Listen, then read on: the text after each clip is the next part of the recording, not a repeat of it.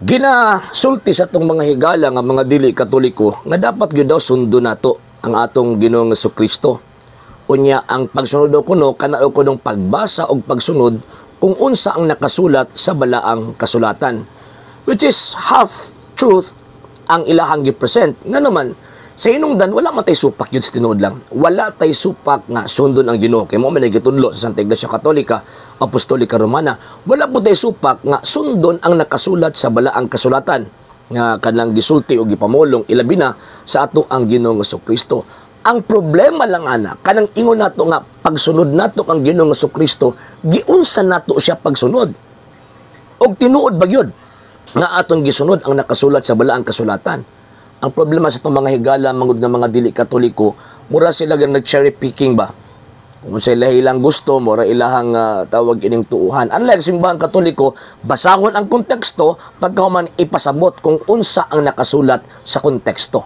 So karon, unsa may kabubuton sa ato ang Ginoong Jesucristo? San Juan Kapitulo 10, versikulo 9, si bisan kinsa nga mosunod nako, si bisan kinsa nga mosunod, agi ka nako mamaluwas.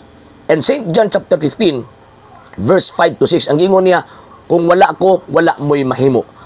Ang dili magpabilin ka nako, may sama sa usa ka sanga, putlon ibalibag malaya, og kini dauban. So buti pasabot mga higalag mga igsuon, ang pagsunod sa atong Ginoong Jesucristo, kinahanglan kang makighiusa. O kinahanglan kita nga makighiusa sa ato ang Ginoong Jesucristo, pinaagi sa pagsulod niya. And gisabot na sa mga apostol, ilabi na ni San Pablo, nga kanang pagsulod niya, refer na sa iyahang gitawag og lawas nga mao ang iyang simbahan. Colossus chapter 1 verse 18, kasi Kristo ang ulo, ang iglesia kun simbahan ang iyang lawas. Efeso kapitulo 5 bersikulo 23, og siya mismo ang manluluwas sa simbahan kun iglesia nga mao ang iyang lawas. Subuti pasabot, ang tinuod nga pagsunod sa Ginoong Jesucristo, ang tinuod nga pagsunod sa iyang pagtulunan, mosulod ka sa tinuod niyang gitawag og simbahan. Sa iyang lawas mismo. Ang pangutana, kana mga sektang inyong gipasakupan karon, or even gani ang kining Katoliko, nga akong gipasakupan, mao ba ka na kana ang iglesia gitukod sa tuang Ginoong Jesucristo? O, kanang inyo daw, pangutana daw na inyong tawag ining mga sekta, kaysa nagparehistro ana, anos ana nagsugod. Asa dapit na nagsugod kay ang Biblia specific ba ya? Specific ba ya nga naay gitawag og lugar kung asa nagsugod ang tawag ining iglesia gitukod ni Kristo na responsable nagtukod. Di ba? St. Matthew chapter 16 verse 18, si Kristo ang nagtukod. May saad nga ingon niya nga even the gates of hell shall not prevail against it. May saad nga ingon siya nga ako magauban kaninyo kanunay hangtod sa katapusan sa kalibutan. Ang Santa Iglesia Katolika, Apostolika Romana, as far as history is concerned, mo ni iglesia habang nga, wag yun mawa from the 1st century AD until now. So, buti pasabot tama ang gingon ni Kristo. Ako magauban kaninyo kanunay hangtod sa katapusan sa kalibutan. Buti pasabot, dili mawala ning mong iglesia. Kaingon pa niya, et forte en farinon, prevalibont adversus iam.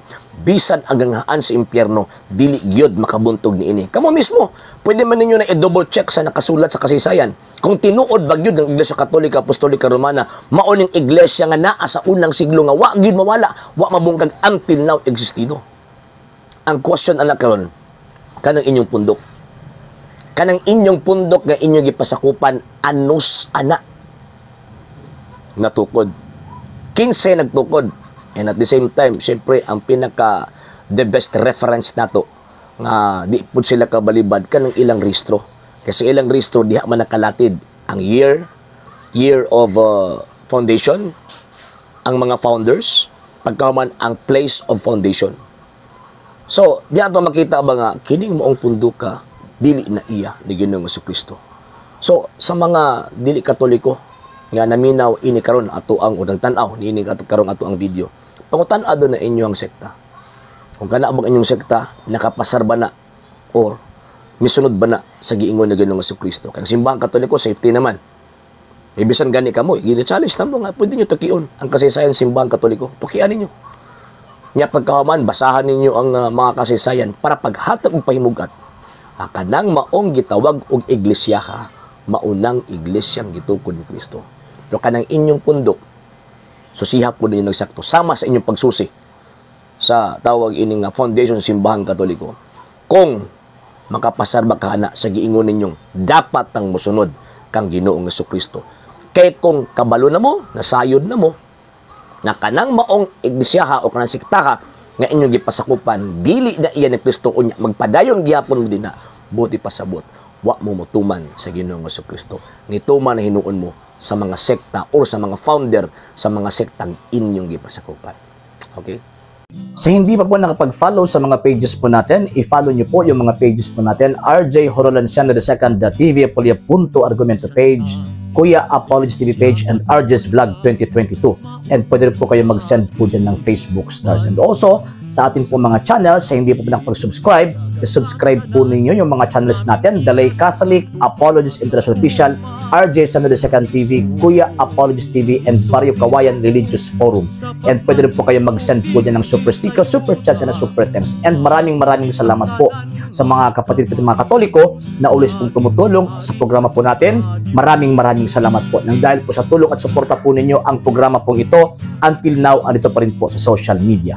And until now din po, nangangailangan pa rin po tayo sa tulong at suporta po ninyo dahil wala po kami magagawa rito mga sir, mga ma'am, kung wala po yung tulong at suporta po ninyo. Sa gusto pong tumulong, sa gusto pong sumuporta, pwede po ninyong ipadala ang tulong at suporta po ninyo sa pamamagitan po ng ating mga account numbers dyan po sa ating pong screen.